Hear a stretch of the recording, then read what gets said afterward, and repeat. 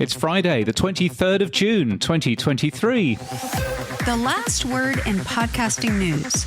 This is the Pod News Weekly Review with James Cridland and Sam Sethi. I'm James Cridland, the editor of Pod News, back here at home in Australia. And I'm Sam Sethi, the CEO of Podfans. In the chapters today, finally, Spotify bring out their Supremium tier. But what's new? Why didn't Spotify podcasts pay me? Someone asks. What's new with Spotify's redesigned desktop app? Why were Prince Harry and Meghan Markle called effing grifters by a Spotify exec? Language warning for later. Apple announces enhanced search with new categories. Acast launches Acast Plus Access. And is Facebook really the fourth biggest podcast platform? No. This podcast is sponsored and hosted by Buzzsprout. Last week, 3,163 people started a podcast with Buzzsprout. Podcast hosting made easy with powerful tools and remarkable customer support. And now AI to help you publish your show. And by Pod News Live in London this September. Tickets are available now at podnews.net/live. From your daily newsletter, the Pod News Weekly Review. So, James, let's kick it off with a couple of thank yous. First of all, Sky Pillsbury, thank you so much for standing in for me while I was away romancing the wife, earning some brownie points at Stratford, watching a bit of Shakespeare and trying not to fall asleep. All three things were achieved. Wow. Yes, I can't say that was the most thrilling night of my life, but there you go. But other than that, thank you also to everyone who came to the podcast live in Manchester. It was great to see you all, and especially thank you to Mark Asquith for a wonderful review. If you haven't heard it, check it out on the Podcast Accelerator, his latest episode. Thank you, Mark. Spotify adds Supremium tier. Yes, well done. Very nice little play. Friend of the show, Ashley Carmen, has said that she scooped that Spotify is planning to add a new high tier premium price that's coming this month, allegedly. And basically all I can see, James, from it, it's they're adding high fidelity audio, which they've been promising for 2 years, and it's finally here. So what else is new about this wonderful new tier that we're all going to pay for? Well, it's Spotify Hi-Fi, and it's expanded access to audiobooks, apparently. Subscribers will be given a specific number of free hours or titles per month.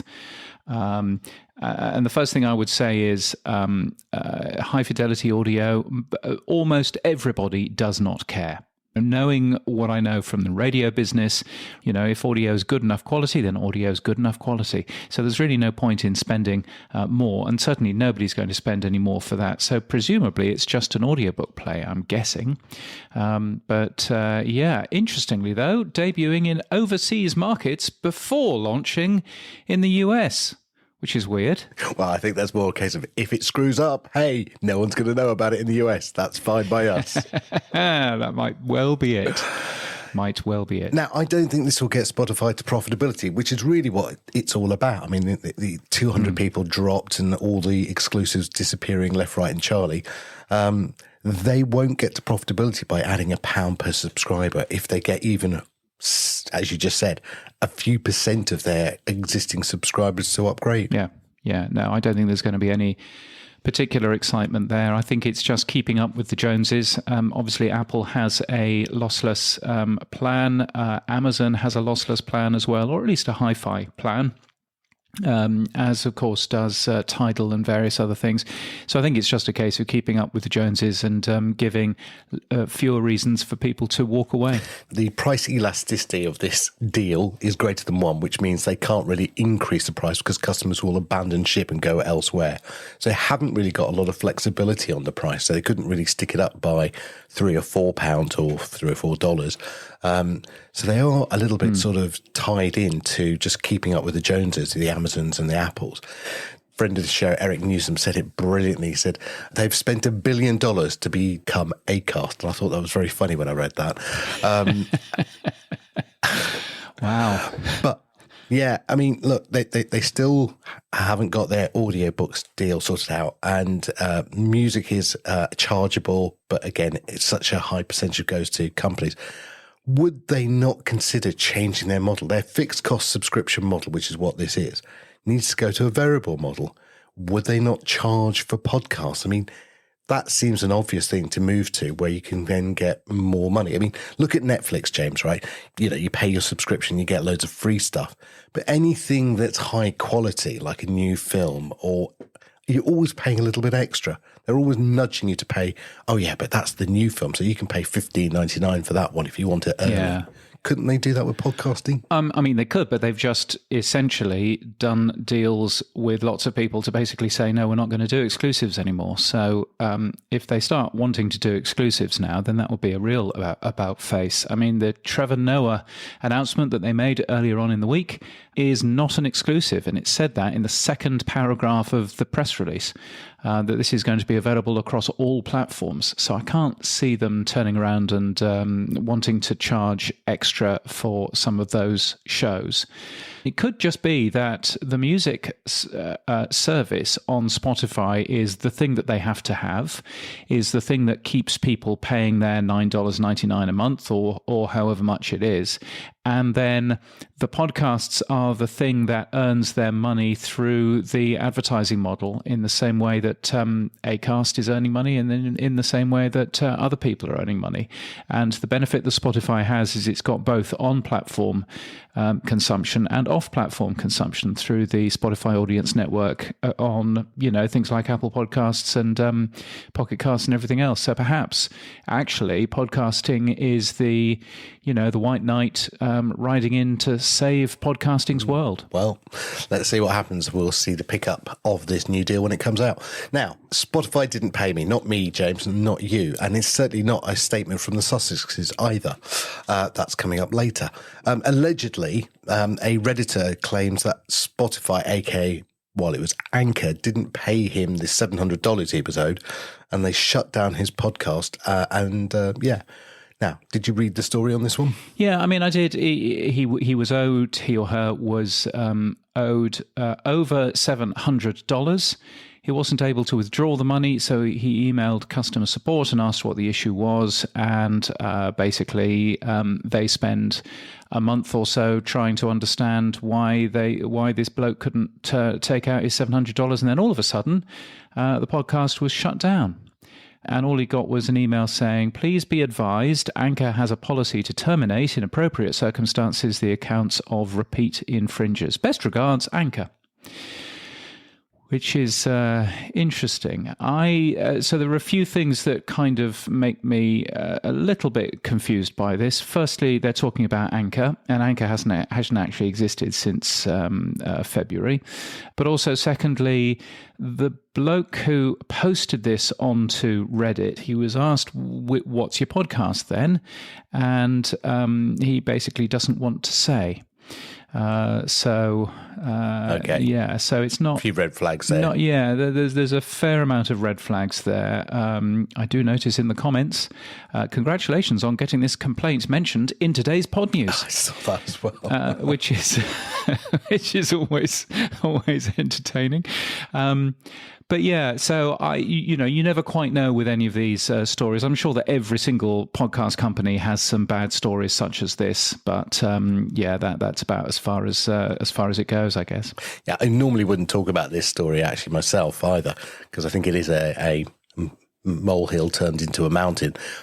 But it is a good example of that. People are still allowing themselves to be paid by third-party gateway keepers. This is my pitch. People have to start to learn about value for value. It does exist. Micropayments are simple. You can get an Orbit wallet. It is a direct pay to peer-to-peer payment. And so in that sense, if this was a true $700, yes, Spotify could have kept 10%. He would have had the money directly in his wallet. There would be no issue. And I still believe, and we keep seeing stories about advertising. In one hand, it's growing, but we're seeing all these layoffs. Subscriptions don't seem to work. I still think people haven't woken up to value for value yet. And this is just a good example of where if it was a value for value solution, he'd have the money in his wallet by now. Well, yes, potentially. Although, of course, people do like to keep hold of their money and only pay when they absolutely have to. So I'm not necessarily sure that would fix that. I mean, the real issue here is that it's a third party, as you say, and the fact that his podcast is on Anchor or Spotify for podcasting as it is now, and it's basically up to them. And if they want to turn around and just mysteriously terminate your entire account for some reason, and by the way, reasons that he's asked, tell me how I broke the rules, and they've never come back to him, apparently. And you can see that happening with other things. I mean, all of my business is done on a Google account, and Google could, if they wanted to, tomorrow, cancel my account for whatever reason they wanted to, and essentially bankrupt my company. That's quite a risk, I think. But it's a risk that I would imagine that most of us are actually dealing with. The fact that so much of our stuff is held on other services and other platforms. So perhaps that's one wake-up call. And perhaps we should all be self-hosting, although, crikey, self-hosting email is not for the, not for anybody, really. Not everything needs to go. Yeah, not everything.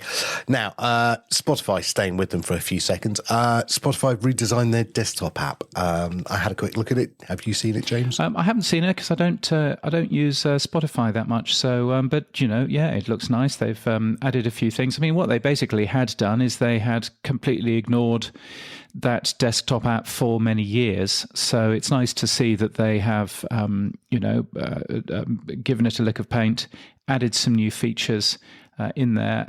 I can't see the quite fancy thing that used to be in there about what your friends are listening to, which only used to appear in the desktop app, but I don't know if it's still there. It is, yeah. I thought I'd check and see what happens. So down the right-hand column used to be what your friends are listening to and connect to Facebook.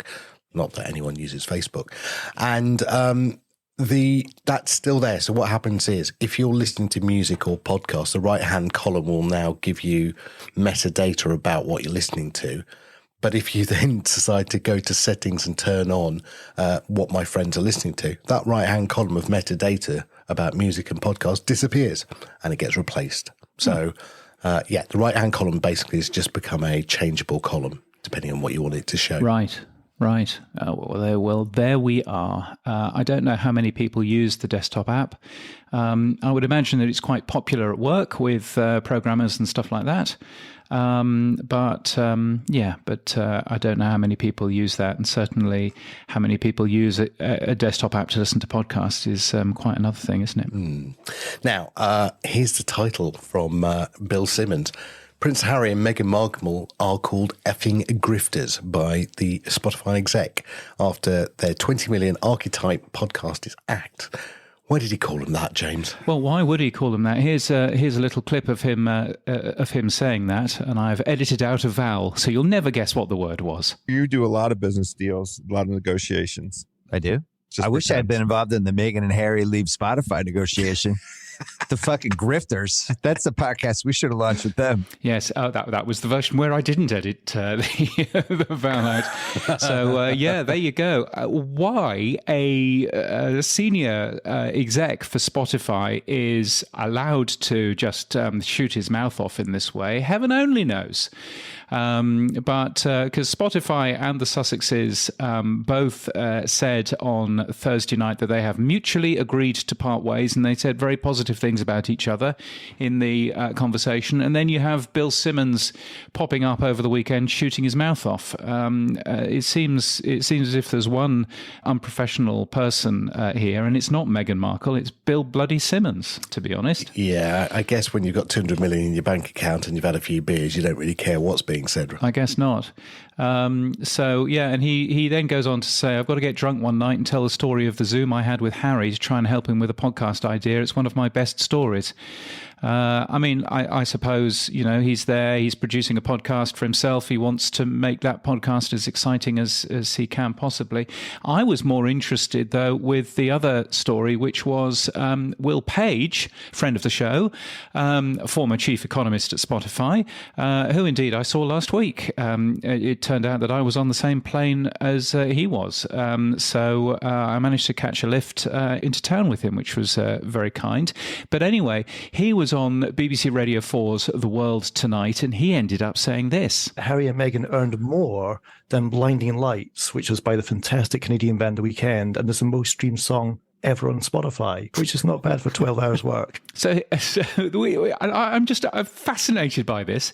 That Harry and Meghan have earned more than the most streamed song ever on the platform, which I think goes to tell you that there's something not quite right in how Dawn Ostroff and that crew ended up doing their weird and wonderful podcast deals. Yeah, I mean, the 200 million or whatever it is to Joe Rogan and all these other deals, wow.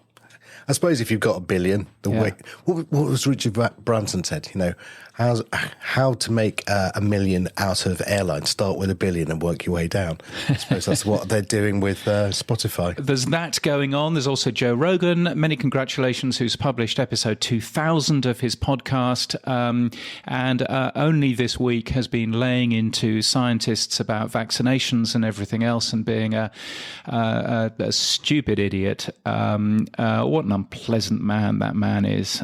Really, you couldn't ask for a worse person. And if Bill Simmons is embarrassed to be sharing Spotify with Prince Harry, why the hell isn't he embarrassed about sharing Spotify with somebody that thinks that science is a bad thing? A dreadful, horrible man. So many congratulations, Joe Rogan, reaching 2,000 shows of your hate-filled podcast. Many congratulations. Anyway, moving on. Spotify has also announced, Spotify, of course, a company that made 200 people redundant 2 weeks ago, is at Cannes. They have a thing called Spotify Beach, and a big announcement that Trevor Noah has a new podcast, a new Spotify original podcast, not an exclusive, as we were saying earlier.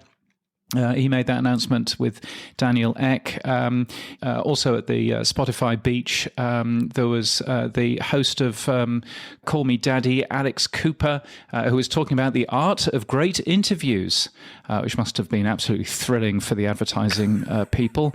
But there you go. So that was on the Spotify Beach. Meanwhile, iHeartMedia, which has also made a ton of people redundant this year, they had Paris Hilton DJing an official after party on the iHeart yacht, promoting a new podcast called The History of the World's Greatest Nightclubs. The world has gone mad, Sam. The world has gone mad. So no chance for us to go to Cannes then next year? No? The world has gone absolutely mad. I was asked if I was going to Cannes this year. No. Why on earth would I be going to Cannes? What would I want to be going to Cannes for? With all of these dreadful people there. No. No, okay, that's a no then. No, you heard it here first, folks. There will not be a Pod News Live from Cannes next year. Well, yeah. Anyway, let's move on. Moving on. Yes, that's enough Spotify for 1 week. Apple announced they've enhanced their search with new subcategories.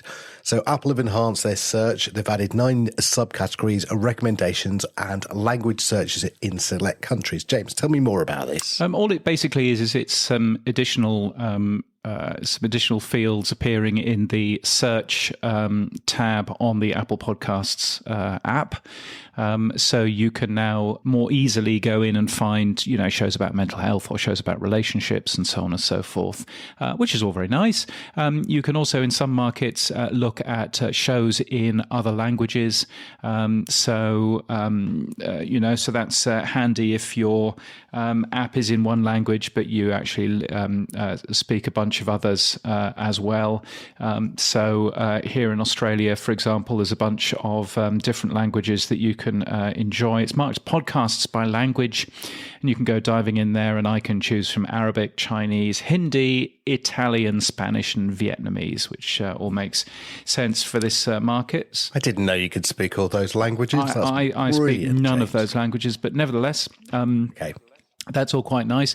But yes, so that's basically it. Of course, iOS 17 has launched its first beta developers build this week as well. Now, my iPhone 8 isn't getting it at the moment. I don't know whether that's because it's an iPhone 8 and it'll never get it. It'll never get it. You're off the list. Am I off the list You're now? below the line now. Really? Officially? Yes, you're below the line.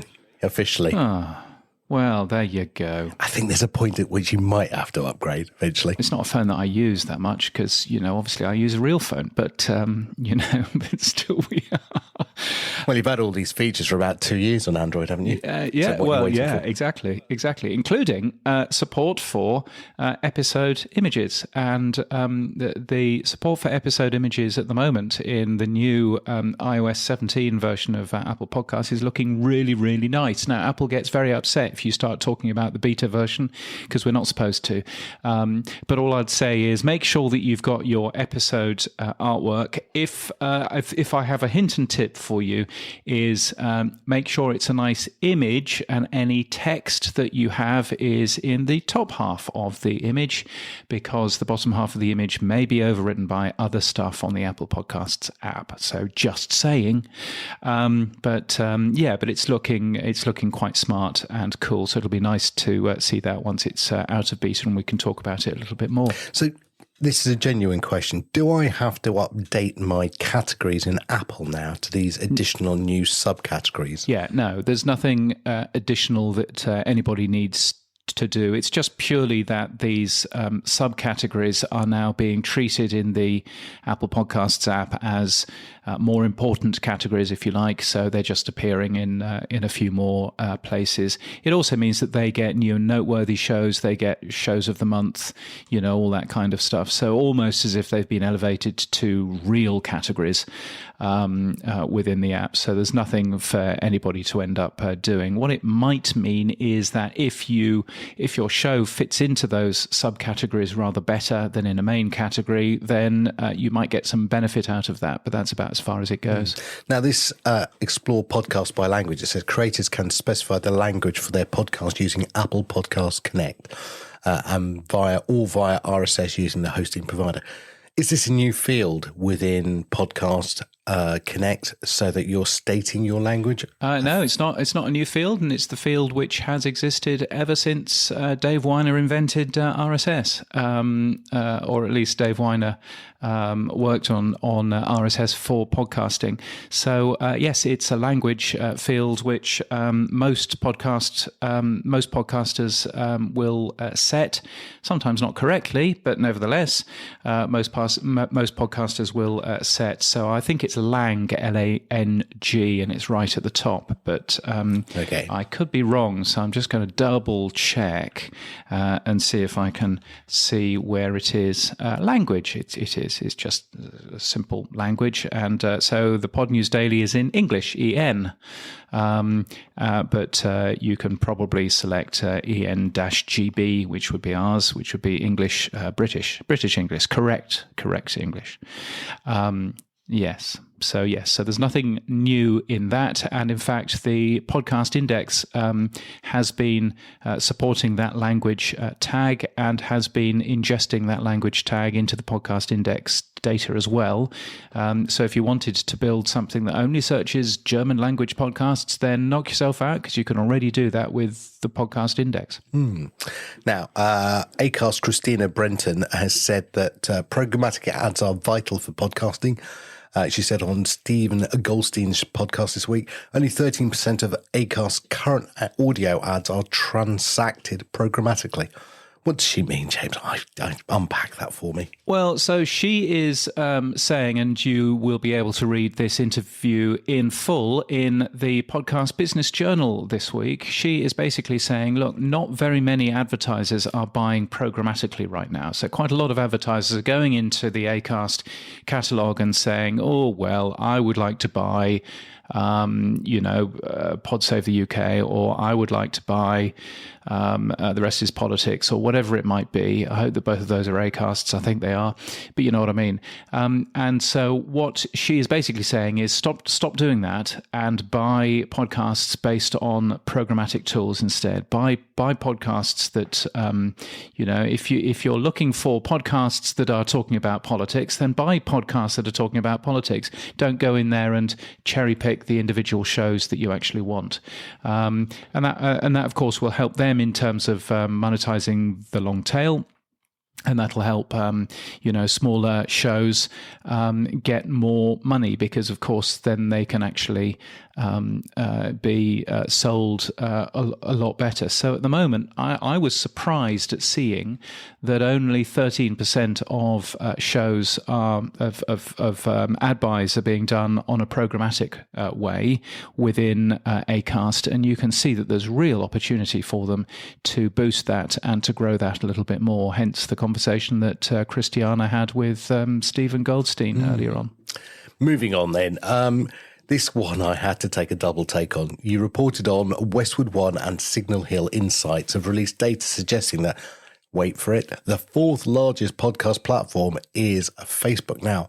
Correct me if I'm wrong, but didn't they close Facebook Podcasts about 2 years ago? Yes, Facebook doesn't have a podcast player. So the question was, the way that this data was produced is they asked 608 weekly podcast consumers, which of the following places do you use the most to access the podcasts you listen to? And the fourth largest podcast platform that came back from that question was Facebook. Now, what the researchers are basically saying here is that actually they've probably answered it. Where do you see promotion for the podcast that you listen to? They're probably following people on podcasts that they really enjoy, and maybe that reminds them to go and listen to the podcast and blah, blah, blah. But I think this really highlights to me that quite a lot of the survey research that you see out there is just nonsense. Because if you're asking people, which of these places do you use to access the podcast you listen to, they're responding with something that doesn't even play podcasts, then I think... you can really look at quite a lot of these surveys and go, are they telling us anything that might be actually true here or not? Signal Hill Insights, great company. They put together an awful lot of really good survey data. Westwood One reports on a lot of this survey data, and they're also very, very good as well. But what I'd say on this is that it does show the problems about living on survey data and why I'm much more interested in supporting things like OP3. I'm much more interested in supporting, PodTrack and the Triton rankers and all of this kind of stuff. Basically, data that is coming out of log files, not what people reckon they're doing, because as is very clear from this, it's just nonsense. As Henry Ford would say, they just want faster horses. Now, yes. Moving on. Mags Creative, which is based out of London, has signed a deal with CAA, which will enable them to identify adaptations across film, TV, publishing and live entertainment based on the studio's podcast IP. Friend of the show, Hannah Russell, who runs Mags Creative, probably will be able to tell us more about this, James, at our Pod News Live in London, because she will be one of our guests. Indeed, yes, and I'm very much looking forward to hearing from her at our business podcasting networking event. Podnews.net/live is where to get tickets. But this is the sort of thing where a large company, a large talent organisation, CAA, will be helping them understand, what they can be doing across film and TV and publishing and live entertainment based on the shows that Mags Creative have been working on, and it's really good to see. I mean, that's a small independent podcast production company based in London. Run by women. It's a good story for the UK and for women-run organisations and all of that. So many congratulations to them. I look forward to learning a little bit more. Let's have a whiz around the world, James. Let's do that. Yes, let's, and we'll start in Germany. German podcasts have earned $42 million from podcast advertising in 2022. But according to Fern Uni, which has conducted a study into what type of podcast advertising works best, the conclusion is ads work better if they're related to the subject matter of the podcast. There's a big... Did somebody get paid for that? There's a big, massive surprise. I was going to say, the obvious conclusion to a report. Yeah, but yes, it's nice to see that. It's backing up a hunch, I think, and backing up something that seems obvious. So it's nice to actually see that there's some science behind that. So that's probably not a bad plan, really. In Portugal, there's a new branded podcast company. It seems all of the rage at the moment. It's called Zico Podcast Creative Agency, and it's run by a consultancy called Widecom. And here in Australia, a very perplexing thing, which I wish I could give you more information on, but I really don't understand it. We have two very large commercial radio companies here. One of them is called SCA, used to stand for Southern Cross Austereo, now it officially stands for nothing. And one of them is called ARN Media. ARN stands for Australian Radio Network, mate. And ARN Media, which is the number 2 in the market, has bought 14.7% of SCA, the number 1 in the market. And actually, it's bought as much as it possibly can because media ownership laws are pretty fierce here, and they are not allowed to own more than 15% of the shares because otherwise they have to go out and sell an awful lot of radio licenses. So why you would get the number 2 buying as much as it possibly can into the number 1 radio broadcaster and indeed podcast maker, heaven alone knows, but still, there you go. Why is it interesting in terms of podcasting? Because SCA owns Listener and ARN owns the iHeart Podcast Network Australia, both of whom are number 1 in the podcast ranker, weirdly, number 1 for different things. So, I wish I understood why they were doing it.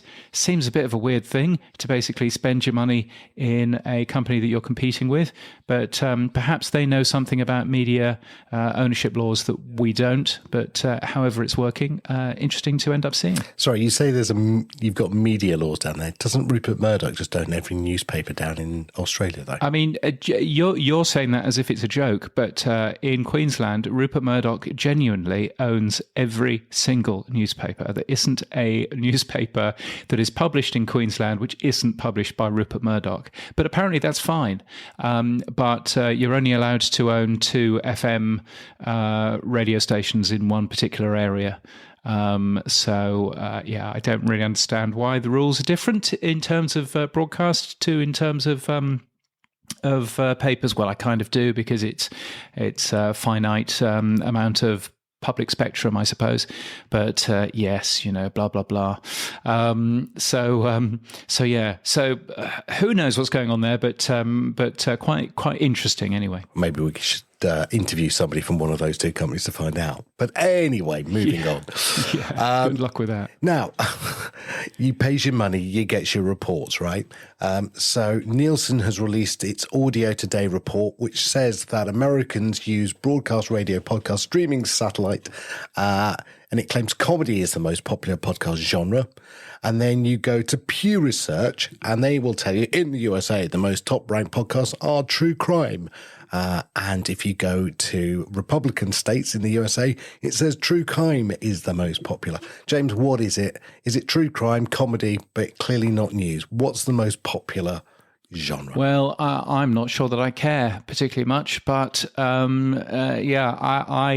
would think that most of the research that I've seen suggests that true crime is the most popular.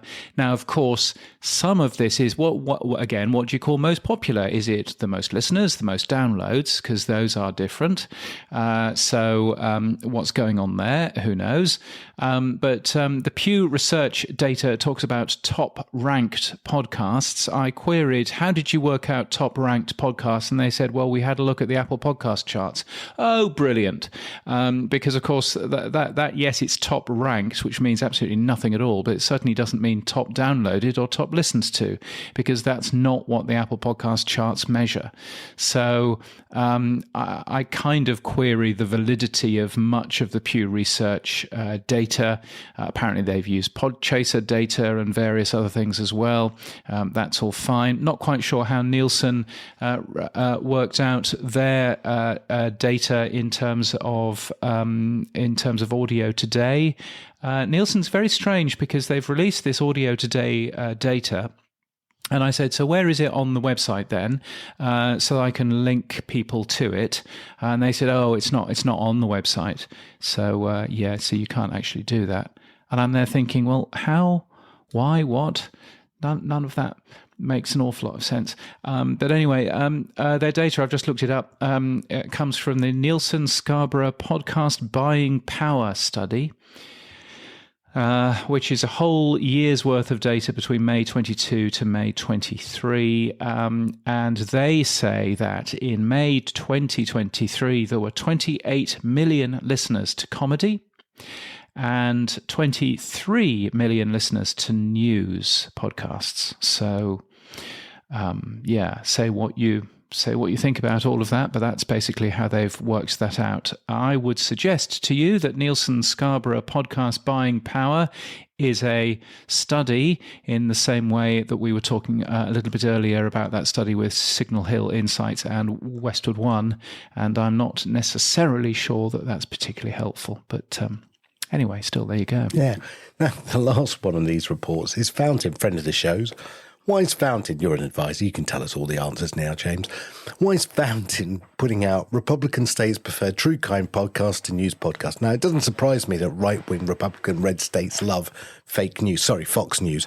But why is Fountain putting that? Why would Fountain be interested in this? It seems very niche. Yes, I asked that question. And I said, what a weird press release to be sending out. And also, they haven't put your logo on the graphics. So you're not going to get the benefit out of it. And Nick from Fountain turned around to me and said, oh, yeah, this is just a piece of SEO.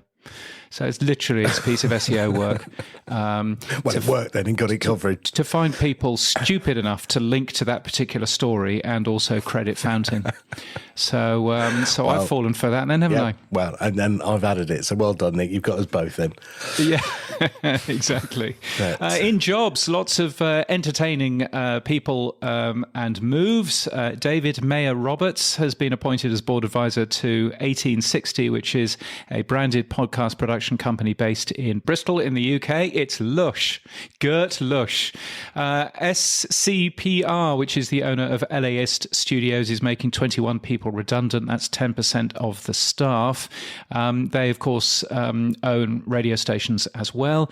They blame two things, which I thought was interesting. Firstly, softness in the advertising business, which doesn't come as any surprise to anybody, but also a pullback of promotional efforts by Hollywood studios amid the writers' strike. So the writers' strike is actually having difficulties for the whole creative economy now, which seems a bit of an own goal. But still, there we go.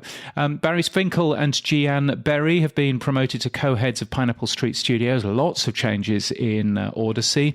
The other co-founder of Pineapple Street, Max Linsky, has now been named senior podcast strategist for Odyssey's podcast division. And there is also a job going at Spotify if you'd like to work for them. I mean, they've just made 200 people redundant, so what could possibly go wrong? Anyway, it's senior editor audiobooks in London. They are growing their world-class audiobook editorial team, they say, looking for individuals who can connect amazing stories with just the right moods, moments and genres to listeners who will love them. That's all very exciting. Anyway, if you're looking for a job, Pod News has podcasting jobs across the industry and across the world. They're free to post as well. It just takes 2 minutes. podnews.net/jobs. The tech stuff on the Pod News Weekly Review. Yes, it's the stuff you'll find every Monday in the Pod News newsletter. Here's where we do all of the tech talk. What's first in your great big long list, Sam? It's the bit I love. Now, I saw a snippet from Sophia Chapman, who works for Simplecast. It said Simplecast now supports the podcast TXT element. Now, that's one of the pre-requirements to be a member of the Podcast Standards group. And I thought, now I don't really talk about Simplecast much. They exist, but we never really touch upon them, a bit like Libsyn. And it just piqued my interest. So I reached out to her and they are getting involved in the podcast namespace. So this is their first entry, I guess. Yes, so the podcast text element is a useful tool when you're claiming things. I know that you have a real issue with the podcast text thing, and you want something that also works. Oh, look at this! You have an announcement to make. Yes, I basically have been talking to various CTOs of hosting companies, saying, look, can we please put in something like Podcast Verify and actually do an OAuth model, which I think you talked about 2, maybe 3 years ago. It could be. Yes, this was my idea for how to claim a podcast, was to use something very similar to OAuth. Yeah, absolutely. Now, I understand why Adam gets frustrated when he says, why isn't anyone implementing cross-app comments? Well, I am getting really frustrated because hosts don't care, right? Hosts have got the client, he's signed up or she signed up. But for app providers, I did it yesterday with somebody. I said, right, claim your podcast, and we had to go through this stupid loop of going back and forth of them putting in their email back in, resubmitting their RSS feed, blah, blah, blah, and it took forever, and it's not going to scale. So I am personally going to donate £1,000 to the favourite charity of any podcast host who implements it first, because if it doesn't get done by just pleading, I'll do it with bare, raw money and bribery. That's what I'm saying. So if you're a podcast host and you're the first to implement something called Podcast Verify, and you can work with me, I'll give you £1,000 for your favourite charity. Well, there's a thing. Yes. I notice in some of the conversations in the GitHub how many people are just basically turning around and saying, well, we're not going to be doing anything with OAuth because it's far too complicated. So it's just and that was the reason, the original reason why it was kicked out. It's because it sounds a bit too complicated, and we don't want to end up doing that. And it's so not complicated, but still, there we go. That's the way of these things. And again, I keep on saying, firstly, this is the thing that do you remember that podcast standards thing? I do vaguely. The podcast standards project that basically made some form of announcement, and we've heard absolutely not a thing from them ever since. We've heard nothing in terms of anything that they're working on. Pocket Cast still hasn't joined them. We've heard absolutely nothing. What a complete waste of time that was. Utter complete waste of time. I regret giving them any oxygen of PR, because what a complete waste of time that was. So that's entirely useless. But it's that sort of body. If that sort of body ever got going, that would be the body to basically be pushing as many of their members as possible to get going with some sort of easy way for podcasters to be able to claim their shows. I'm currently doing exactly that with the Podcast Business Journal's Spotlight podcast, which currently is with somebody else on Apple Podcasts, and I now need to go into Apple Podcasts and try and convince them to transfer that over to me. It's a mess, but clearly, since nobody cares about that sort of thing, it's frustrating. So I wish you all of the luck, and I hope that you lose $1,000 quite happily to a good charity, because that would be a good. I mean, step. I won't go into who, but very nice person, and I worked very closely. We got 90% or 95% down the road of getting this working, and then I've just not heard from them since. And it's a field in the RSS. There's a unique URL. The user clicks a button on my site. It goes back to the host. They verify that it's their client. That then does a URI redirect back to me. Job done. 30 seconds. That is it. It's a game changer for us as an industry as well, because you think of how complex it is to do Apple Connect or get your podcast into other directories. This could be a really simple way for people to claim their podcasts. I mean, I know Fountain should be around this. I know all of the other app providers, Podverse, Podfriend, would love this. But I don't think it's a priority for hosts, unfortunately. Yeah. And so I'm going to have to use bribery and corruption as the only means. Now, moving on, new data website that you wrote about called podcastdata.org. What is podcastdata.org, James? Well, that is from Benjamin Bellamy. We mentioned it a few weeks ago. It's now got all of the data in there, and it basically allows people to query podcast index data and produce some nice graphs from it. So I very, very quickly produced a nice graph showing the average episode length of all podcasts by different languages. And it turns out that Hindi and Chinese shows are really short, and shows in Serbian and Bulgarian are, on average, 5 times longer. So, which I thought was quite interesting. But yeah, if you want to have a good play around with some data around podcasting, then podcastdata.org is the place to go. Now, there's a new website, James, that's going to be launched called canipodcast.com. Now, let me explain. Can I Use is a well-known website for developers to understand HTML features and functions that can be used on various browsers. And I think on this podcast, over a number of years, I've wondered, why don't we have something similar for podcasting, where I can look up very quickly, host X, feature, I don't know, person tag or location tag. Do they support it? Don't they support it? Just a very simple, quick visual. Well, I'm glad to say that Daniel J. Lewis and myself are going to put this one together now. And we've just launched the holding page. So if you're interested in it, go over there to canipodcast.com and put in your email, and we'll let you know when we've got the grid ready. And that's what we're going to do. Whether you call it the Wall of Fame or the Wall of Shame, or you just call it a visual grid, I don't really care. But I've been calling for this, so eventually, forget about it. We're going to do it ourselves. Well, yeah, you know, indeed. And maybe there's something that Pod News can be helping with in terms of some of that as well in the future. Indeed. Now, congrats to Rob Bringley. He's become a partner at, he's got a new partnership with StreamYard, a platform I really like as well. He's doing a lot of video stuff with his 100 TV. And yeah, I mean, StreamYard are pushing forward very strongly with their integrations with YouTube, LinkedIn, Twitter, TikTok, and various other reels such as Instagram.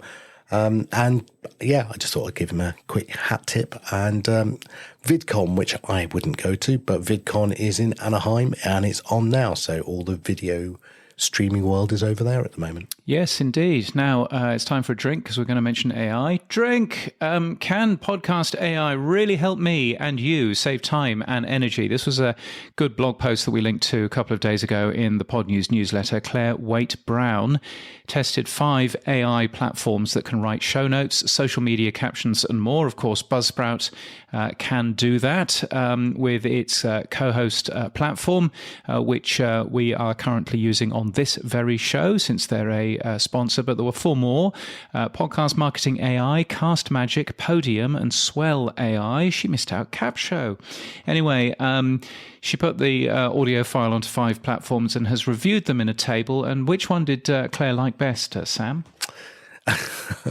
Annoyingly, a little bit of each is what she came up with as her conclusion. And she said, none of them are completely perfect for me.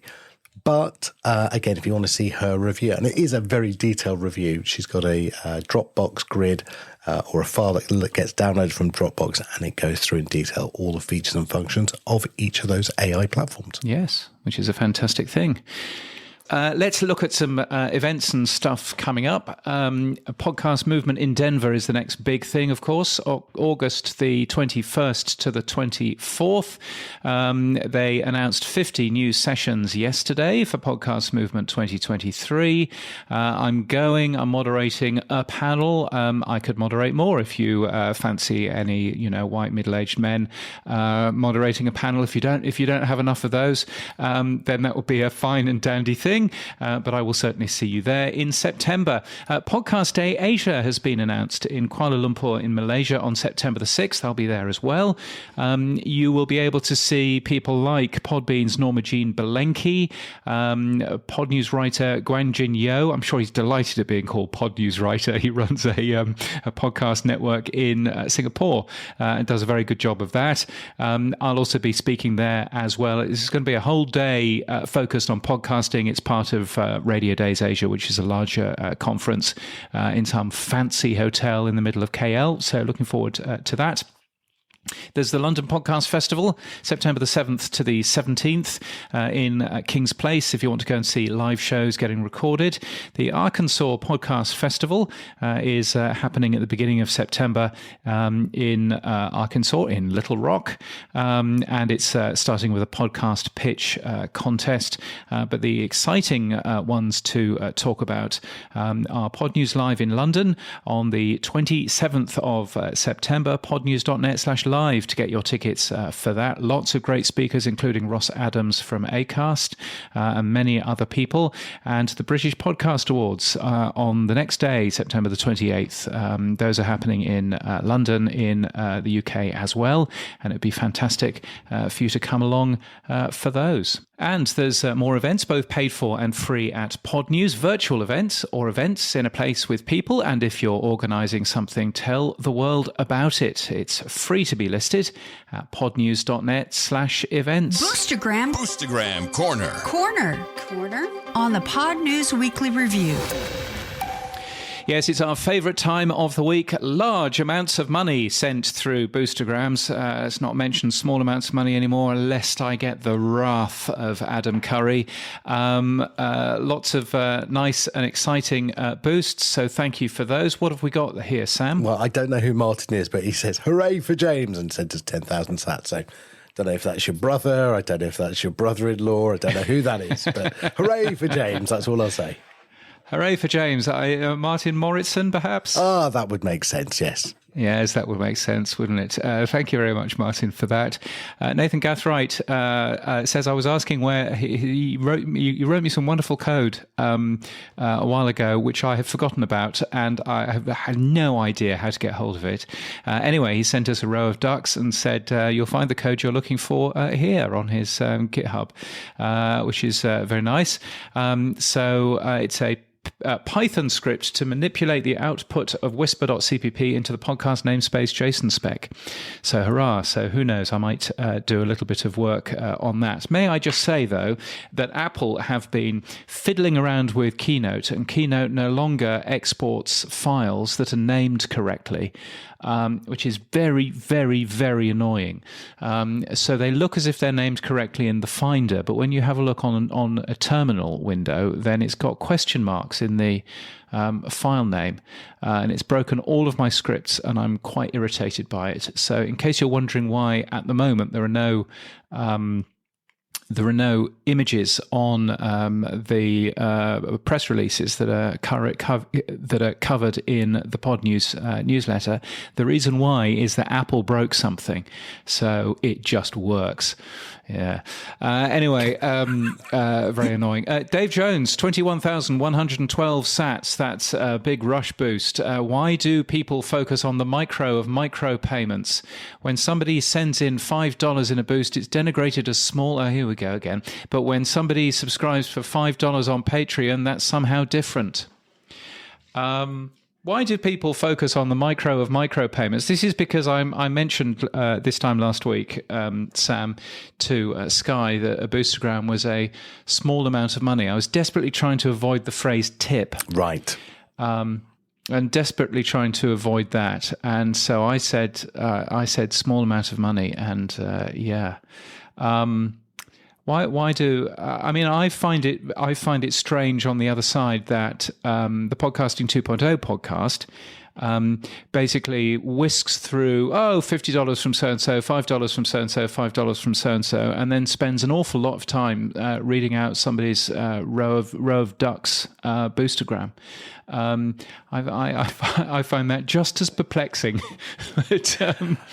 But still, I just leave it, James. Am I in the wrong here? No, I just leave it. I mean, at the end of the day, I think we are all trying to make people understand what sats are, and I guess we could just call it sats instead of micropayments, and then just move on. I think, whatever. Yeah, I mean, if we call it sats, then nobody will understand what we're talking about. Exactly. So if that's the preferred plan, I have no idea. Then I would humbly suggest that's the wrong plan.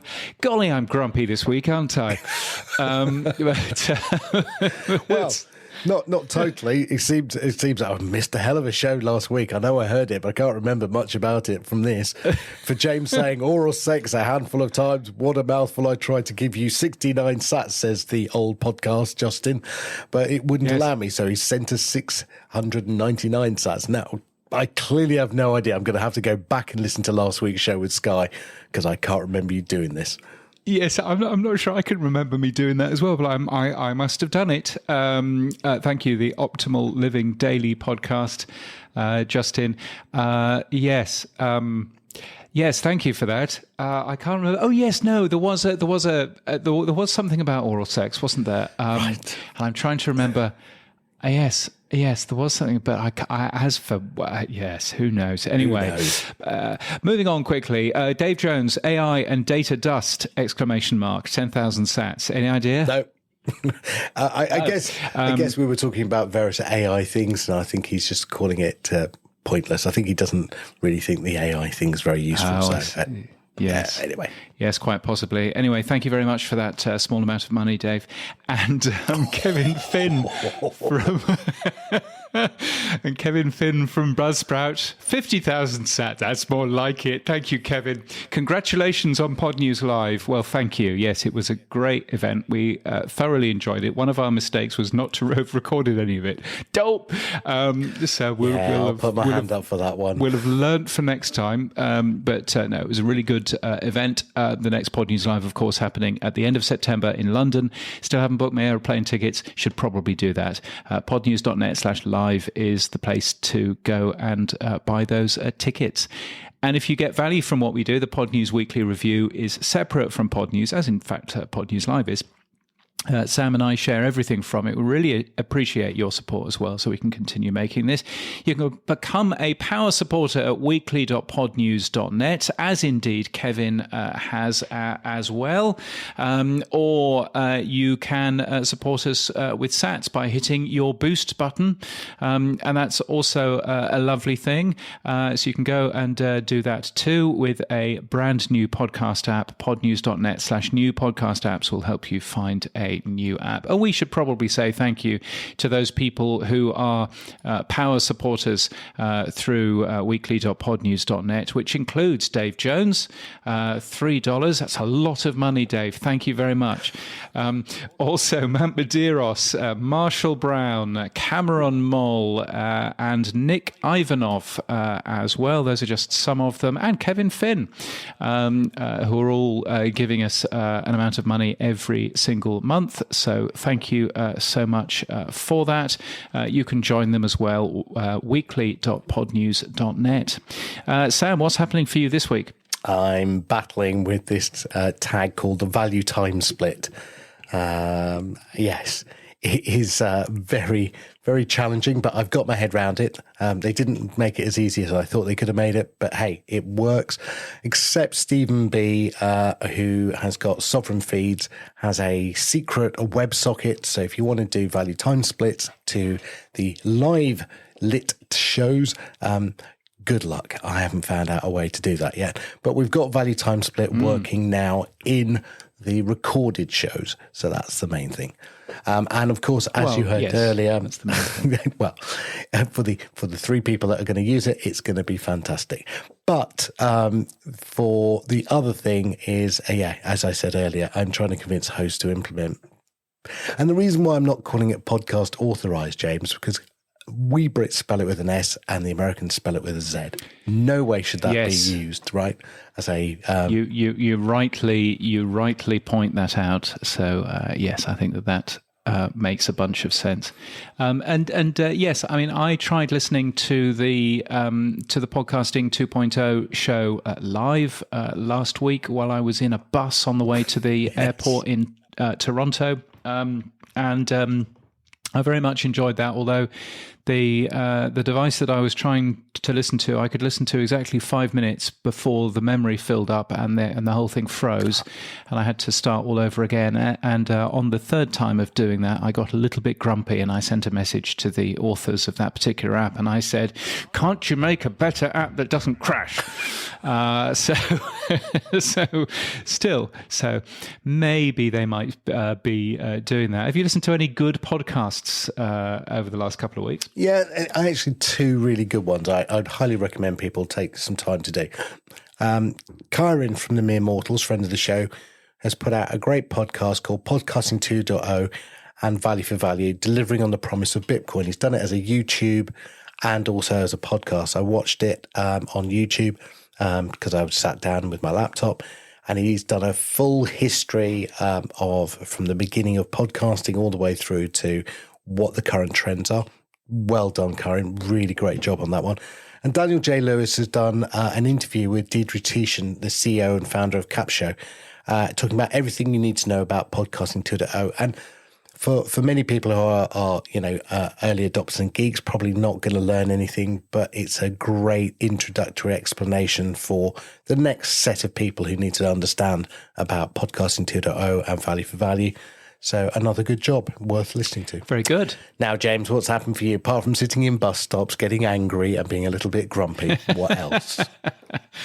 Well, yes, I quite often I will do a trip report. If I'm flying, it keeps me sane, and you can read the latest ones of those on my personal website, which is james.cridland.net. If you want to go and have a peek at that, james.cridland.net, you'll find all of the excitement about travelling over to Canada and then over to the UK and then back to Canada and then back home again. As a result, I sort of powered through trying to ignore any jet lag, but I have to tell you that last night I was in bed at 7 o'clock and I slept all the way through till 7 o'clock this morning. So, possibly that was a bit of a mistake. But I did, when I landed on Sunday morning at about 7 o'clock, got here to the house at about 8 o'clock to find out that someone, mentioning no names, had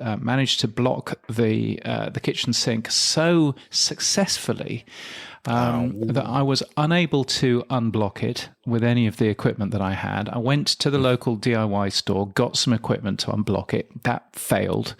Had to call out the emergency plumber. Even they couldn't even manage to unblock it in the first hour. And so ended up spending $2,300 unblocking. Yes. Ouch. Now that's Australian dollars, so that's about £1.20. But nevertheless, that was an awful lot of money. That's a big baller. Yeah, yes, that's a big baller. That's definitely a big baller. Which reminds me, I need to do something about that as well. But yes, so that was all fun. So I've very much been enjoying that. I've been putting some finishing touches to a super secret thing that we're launching for Pod News in September at Pod News Live. Which we'll be able to share a little bit more detail about then. And all of next week, I've got a coding week where I can actually sit, and the rest of the family are away, so I can actually sit and do some proper coding. And I'm going to be doing all kinds of entertaining shifting of stuff and making it all work an awful lot better, hopefully.